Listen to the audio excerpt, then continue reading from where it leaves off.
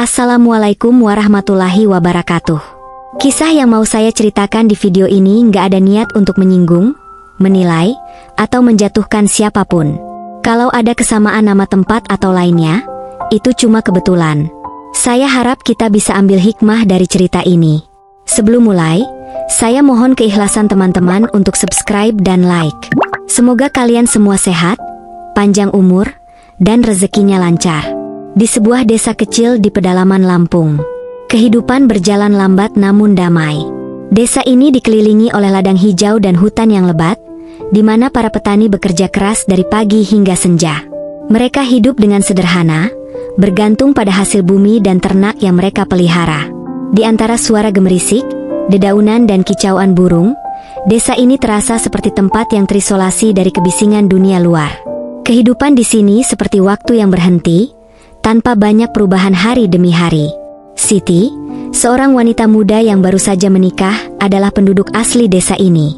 Dia adalah putri seorang petani yang terkenal baik hati, dengan rambut hitam panjang yang sering ia ikat ke belakang, dan senyuman lembut yang selalu menghiasi wajahnya. Siti adalah sosok yang dicintai oleh semua orang di desa. Setiap orang mengenal Siti sebagai wanita yang kuat, penuh kasih, dan penuh harapan akan masa depan yang cerah bersama suaminya Ahmad. Namun kehidupan Siti yang damai mulai goyah ketika ia mendapati dirinya mengandung anak pertamanya. Kehamilan yang seharusnya membawa kebahagiaan, justru dipenuhi dengan kecemasan yang tidak bisa ia jelaskan. Setiap hari Siti merasakan perasaan aneh di dalam dirinya, seolah-olah ada sesuatu yang salah dengan kehamilannya. Dia mencoba meyakinkan dirinya bahwa itu hanya perasaan yang berlebihan, tetapi ketakutan itu tetap menghantuinya. Suatu malam ketika Siti dan Ahmad sedang makan malam bersama, Siti akhirnya memberanikan diri untuk berbicara tentang ketakutannya. "Bang, aku merasa ada yang tidak beres dengan kehamilan ini," kata Siti. Suaranya bergetar. Ahmad menatap istrinya dengan cemas. Alisnya mengerut. "Apa yang kamu rasakan, sayang?" tanyanya lembut. Siti menjelaskan bahwa dia sering merasakan nyeri yang tidak biasa, dan mimpi buruk yang mengganggu tidurnya. "Aku takut sesuatu terjadi pada bayi kita," bisiknya. Air mata mulai menggenang di matanya. Ahmad segera menggenggam tangan Siti mencoba menenangkannya. "Kita akan mencari bantuan, sayang. Jangan khawatir. Semuanya akan baik-baik saja," katanya dengan penuh keyakinan. Keesokan harinya, Ahmad membawa Siti ke dukun yang terkenal di desa mereka. Dukun ini seorang pria tua bernama Pak Joko, dikenal sebagai orang yang bisa membantu berbagai masalah, terutama yang berkaitan dengan kehamilan. Masyarakat desa sangat percaya pada kemampuan Pak Joko, yang seringkali dianggap sebagai penyelamat dikala mereka tidak tahu harus kemana. Saat mereka tiba di rumah Pak Joko, suasana di dalam rumahnya terasa mistis. Dinding rumah yang penuh dengan hiasan aneh, dan bau dupa yang menyengat menambah kesan menyeramkan. Pak Joko dengan tubuhnya yang tua, dan mata yang tajam menyambut mereka dengan senyuman penuh arti. "Apa yang bisa saya bantu, Nak Siti?" tanyanya, sambil mengamati perut Siti yang mulai membesar. Ahmad menjelaskan kekhawatiran mereka. Sementara Siti hanya bisa duduk diam, merasa gugup di bawah tatapan Pak Joko. Setelah mendengar semuanya, Pak Joko mengangguk pelan. "Saya mengerti," katanya dan penuh keyakinan. "Ada sesuatu yang tidak beres dengan kehamilan ini. Tapi jangan khawatir, saya bisa membantu." Pak Joko menyarankan Siti untuk menjalani sebuah ritual, yang katanya akan membantu menenangkan janinnya, dan memastikan bahwa kehamilan berjalan lancar. Siti yang masih diliputi rasa takut, tidak punya pilihan lain selain mempercayai Pak Joko. Ritual ini menurut Pak Joko memerlukan kontak fisik tertentu, yang harus dilakukan di ruang tertutup tanpa kehadiran suaminya. Ketika hari beranjak sore, dan matahari mulai terbenam di balik bukit-bukit yang mengelilingi desa, Siti dan Ahmad tiba di rumah Pak Joko. Rumah dukun itu terletak di ujung desa yang terpencil, tampak sunyi dengan nuansa mistis yang pekat. Suasana yang menyeramkan dari dalam rumahnya, membuat Siti merasakan kegelisahan yang tak biasa. Dinding rumah itu dipenuhi dengan hiasan-hiasan aneh yang terbuat dari bambu, bulu ayam, dan kain berwarna merah tua. Bau dupa yang menyengat menusuk hidung, menambah rasa takut yang perlahan menjalari hati Siti. Pak Joko menyambut mereka dengan senyuman yang menenangkan. Namun di balik senyuman itu, Siti merasakan sesuatu yang tidak nyaman. Matanya yang tajam, dan sorot pandangannya yang dingin seolah menyelidik jauh ke dalam jiwanya. "Selamat datang Nak Siti dan Nak Ahmad. Jangan khawatir, semuanya akan baik-baik saja," ucapnya dengan suara yang dalam dan bergetar seolah-olah mencoba meyakinkan mereka bahwa ia memiliki kekuatan untuk menyelesaikan semua masalah. Setelah mendengarkan kekhawatiran Ahmad tentang kehamilan Siti, Pak Joko mengangguk perlahan, seolah memahami setiap kata yang diucapkan. "Kehamilan ini membutuhkan perhatian khusus," katanya, sambil menatap Siti dengan pandangan yang sulit diartikan. "Ritual ini akan membantu menenangkan jiwa janinmu dan memastikan dia tumbuh dengan kuat dan sehat. Namun ritual ini memerlukan kondisi yang tenang dan hanya bisa dilakukan tanpa kehadiran suami." Mendengar hal itu, Siti merasakan kekhawatiran. Naluri wanitanya seketika berteriak memberikan sinyal bahaya. Tetapi rasa takut dan ketidakpastian akan kesehatan bayinya membuatnya sulit berpikir jernih. Ahmad yang tak menyadari bahaya yang mengintai, dengan tulus mempercayai kata-kata Pak Joko. Dia menoleh ke Siti dan memberinya anggukan penyemangat, seolah-olah mengatakan bahwa semuanya akan baik-baik saja. Dengan langkah ragu, Siti mengikuti Pak Joko memasuki ruangan yang lebih kecil di dalam rumahnya. Ruangan itu remang-remang, hanya diterangi oleh beberapa lilin yang berkedip lemah. Bayangan mereka terlihat di dinding, bau dupa semakin menyengat dan itu membuat Siti merasa pusing dan mual. Di sudut ruangan terdapat sebuah meja kayu kecil, dengan beberapa botol berisi cairan yang tidak dikenal, dan sebuah mangkuk yang dipenuhi dengan bunga dan biji-bijian. Pak Joko meminta Siti untuk duduk di atas tikar, yang telah disiapkan di tengah ruangan. Dengan tangan gemetar, Siti menuruti perintahnya. Hatinya berdebar kencang, keringat dingin mulai mengalir di pelipisnya. Pak Joko kemudian mulai mengeluarkan mantra dalam bahasa yang tidak dimengerti oleh Siti. Suaranya rendah serak dan semakin lama semakin cepat, seolah-olah menimbulkan getaran di udara yang mengelilingi mereka. Setelah beberapa saat Pak Joko menghentikan mantranya dan mengeluarkan sebotol minyak dari meja. Dia menuangkan sedikit minyak itu ke telapak tangannya, lalu meminta Siti untuk membuka sebagian pakaiannya agar dia bisa mengoleskan minyak itu ke perutnya. Siti merasa tidak nyaman dengan permintaan ini, tetapi ia merasa terjebak, tidak tahu bagaimana harus menolak tanpa menimbulkan kecurigaan. Saat Siti dengan enggan membuka sedikit pakaiannya, Pak Joko mulai mengoleskan minyak itu ke kulit perutnya. Sentuhannya terasa aneh, tidak seperti yang pernah Siti rasakan sebelumnya. Awalnya Siti mencoba untuk tidak memikirkan apa yang terjadi, meyakinkan dirinya bahwa ini semua adalah bagian dari ritual seperti yang dikatakan oleh Pak Joko. Namun ketika Pak Joko mulai menggerakkan tangannya ke bagian tubuh yang lebih pribadi, Siti merasa seluruh tubuhnya menegang. "Tenang Nak Siti," bisik Pak Joko dengan nada yang seharusnya menenangkan, tetapi bagi Siti itu terdengar seperti ancaman terselubung. "Ini semua demi keselamatan bayimu. Percayalah padaku." Tetapi Siti tidak bisa merasa tenang. Sentuhan Pak Joko semakin berani, tangannya merayap ke bagian tubuh Siti yang seharusnya tidak pernah disentuh oleh siapapun selain suaminya. Setiap sentuhan itu membuat Siti merasa seperti tubuhnya terbakar dari dalam. Bukan karena minyak atau mantra, tetapi karena rasa malu dan jijik yang perlahan menguasai dirinya. Siti ingin menolak, ingin menyingkirkan tangan Pak Joko dari tubuhnya, tetapi dia merasa tak berdaya, seperti ditindih oleh sesuatu yang tidak terlihat. Ketakutannya terhadap apa yang mungkin terjadi jika ia menolak, dan ketidaktahuan tentang apa yang akan terjadi pada bayinya membuatnya terdiam. Air mata mulai mengalir dari matanya, tetapi ia tidak berani bersuara. Ia hanya bisa menangis dalam diam, hatinya menjerit tetapi suaranya tak pernah keluar. Pak Joko seolah tak peduli, atau bahkan menikmati ketidakberdayaan Siti, dan melanjutkan apa yang disebutnya sebagai ritual. Bagi Siti waktu terasa berjalan lambat. Setiap detik yang berlalu terasa seperti siksaan yang tak ada habisnya.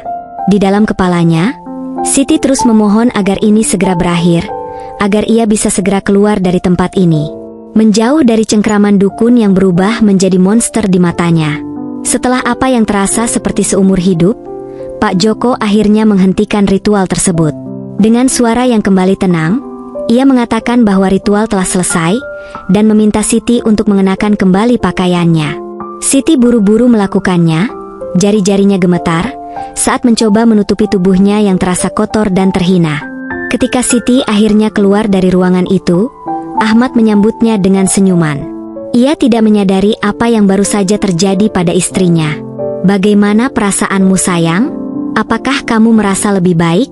tanyanya dengan penuh harap. Siti hanya bisa mengangguk pelan, berusaha menahan air matanya. Tubuhnya terasa berat, seperti beban yang tak terlihat menghimpitnya, tetapi ia tidak bisa berbicara. Tidak sekarang, tidak di depan suaminya yang penuh harapan. Sepanjang perjalanan pulang, Siti diam tenggelam dalam pikirannya sendiri. Rasa bersalah, malu, dan ketakutan bercampur menjadi satu, menciptakan kekacauan dalam hatinya yang sudah hancur. Setiap kali Ahmad bertanya apakah ia baik-baik saja, Siti hanya bisa mengangguk dan memaksakan senyuman. Tetapi dalam hatinya, ia tahu bahwa ia tidak akan pernah baik-baik saja. Di malam yang sunyi itu, ketika Siti akhirnya berbaring di tempat tidurnya, ia menangis dalam diam, menyadari bahwa dunia yang ia kenal telah berubah selamanya. Rasa percaya dirinya hancur, dan kepercayaan yang ia berikan kepada Pak Joko telah berubah menjadi pengkhianatan yang menghancurkan Siti. Ia merasa dirinya terperangkap dalam mimpi buruk yang tidak pernah ia bayangkan akan menjadi kenyataan, dan ia tidak tahu bagaimana cara untuk bangun dari mimpi buruk itu. Setelah ritual selesai, Siti keluar dari ruangan itu dengan tubuh gemetar. Ahmad yang menunggu di luar segera menyambutnya dengan senyuman. "Bagaimana sayang? Apakah kamu merasa lebih baik?" tanya Ahmad penuh harap. Siti hanya bisa mengangguk pelan, tak mampu berkata apa-apa, matanya kosong, seolah-olah jiwanya telah pergi jauh. Malam itu Siti tidak bisa tidur. Setiap kali ia memejamkan mata, bayangan dari apa yang terjadi di rumah Pak Joko kembali menghantuinya. Ia merasa kotor, malu, dan hancur. Di satu sisi ia merasa harus memberitahu suaminya, tetapi di sisi lain ia takut Ahmad akan marah atau bahkan meninggalkannya. Perasaan bersalah dan ketakutan itu terus menghantuinya, membuatnya semakin terpuruk. Hari-hari berlalu, tetapi luka di hati Siti semakin dalam. Ia mulai menarik diri dari kehidupan sehari-hari, bahkan dari suaminya sendiri. Ahmad yang tidak tahu apa yang sebenarnya terjadi, merasa bingung dengan perubahan sikap Siti. "Apa yang terjadi denganmu sayang? Kenapa kamu jadi begitu diam?" tanya Ahmad suatu malam. Saat mereka sedang duduk di ruang tamu, Siti hanya bisa menunduk, tak berani menatap mata suaminya. "Tidak apa-apa bang, aku hanya merasa lelah," jawabnya dengan suara pelan. Ketika Siti merasa bahwa hidupnya tidak bisa menjadi lebih baik, Pak Joko kembali memanggilnya untuk melakukan ritual kedua. Ia mengatakan bahwa ritual pertama sudah membantu, tetapi untuk memastikan kehamilan Siti berjalan lancar, ritual kedua sangat diperlukan. Mendengar hal ini, Siti merasa jantungnya berhenti sejenak. Ketakutan yang sudah ia rasakan selama ini semakin menjadi-jadi. Namun Siti merasa terjebak dalam situasi yang tidak mungkin ia hindari. Ia tidak tahu bagaimana cara menolak tanpa menimbulkan kecurigaan, dan rasa takutnya akan keselamatan bayinya membuatnya merasa terpaksa mengikuti permintaan Pak Joko lagi. Ritual kedua ini bahkan lebih mengerikan dari yang pertama.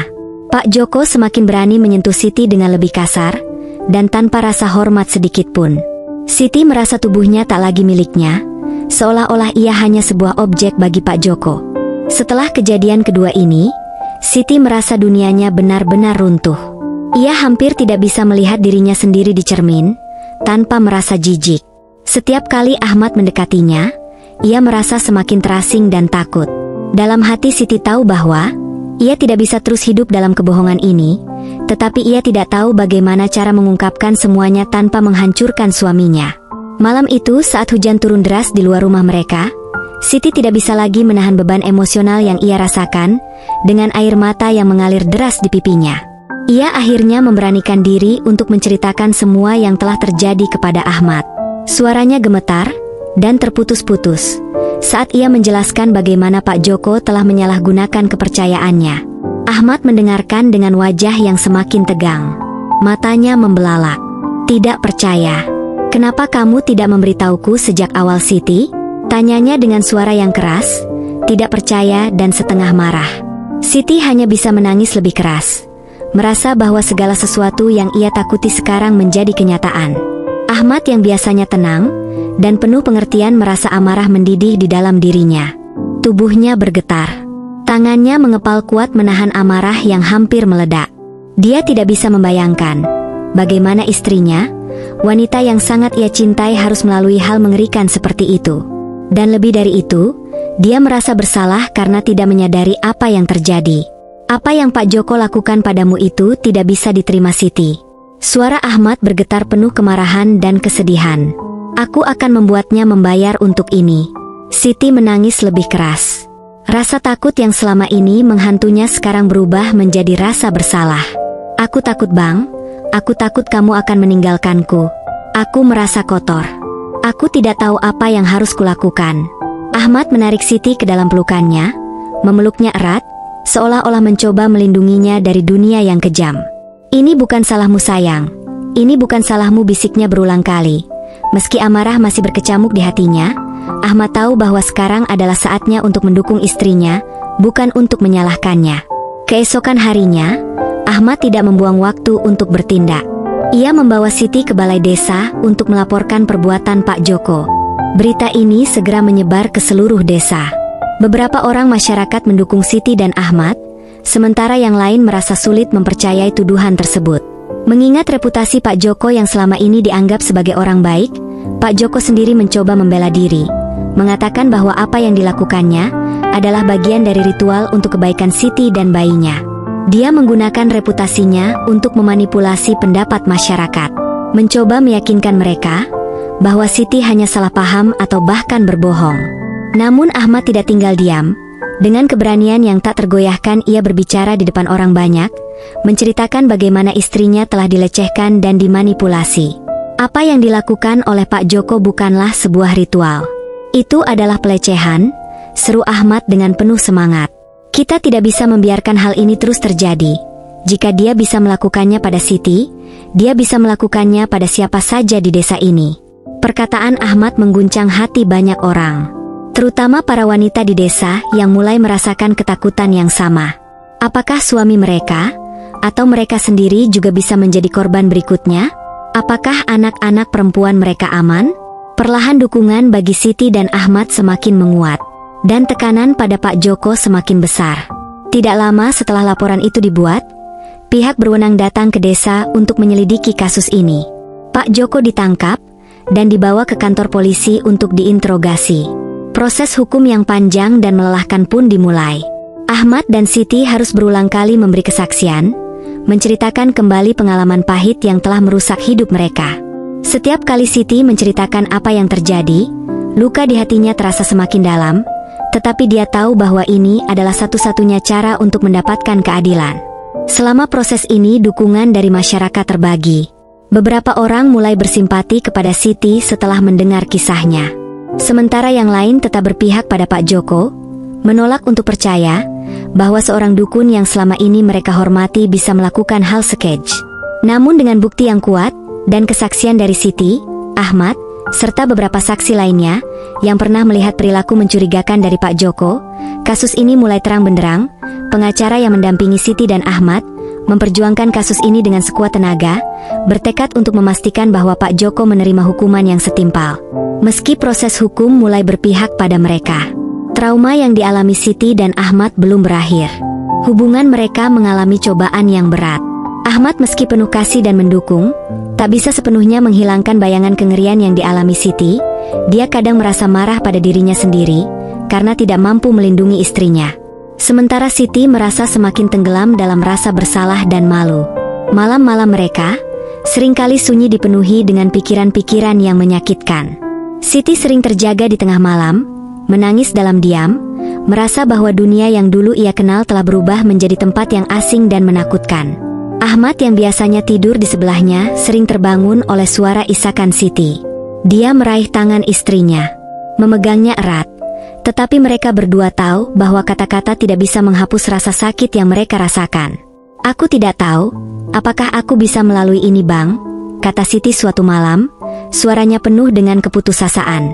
Ahmad hanya bisa menariknya ke dalam pelukan, mencoba menenangkan hatinya yang terluka. "Kita akan melalui ini bersama Siti, aku di sini bersamamu selalu." Namun kehadiran Ahmad saja tidak cukup untuk menyembuhkan luka yang ada di hati Siti.